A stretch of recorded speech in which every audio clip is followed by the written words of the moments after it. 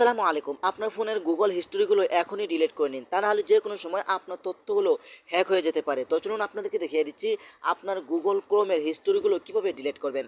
তার আগে ছোট্ট একটা কথা বলবো, যারা আমার ফেসবুক পেজে নতুন অবশ্যই আমাদের পেজটি ফলো করে রাখুন এমন গুরুত্বপূর্ণ নতুন নতুন ভিডিও পাওয়ার জন্য। তো এই কাজটি করার জন্য ফার্স্ট অফ অল আপনি চলে যাবেন আপনার ফোনের সেটিংসে।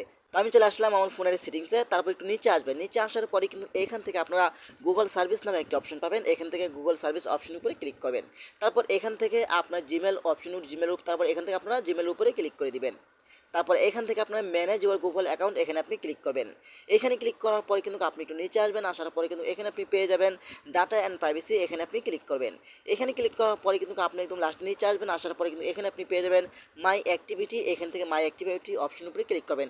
এখানে ক্লিক করার পরে কিন্তু আপনি দেখতে পাবেন আপনার গুগল ক্রোমে কী কী চার্জ করেছিলেন সব কিছু তথ্য কিন্তু এখানে পাওয়া যাবে। আপনি চাইলে এখান থেকে ক্লিক করে এগুলো ডিলিট করে দিবেন, তা নাহলে কিন্তু যে কোনো সময় আপনার তথ্যগুলো ফাঁস হয়ে যেতে পারে। আশা করি ভিডিওটা শেয়ার করে দিবেন। ধন্যবাদ সবাইকে। আসসালামু আলাইকুম।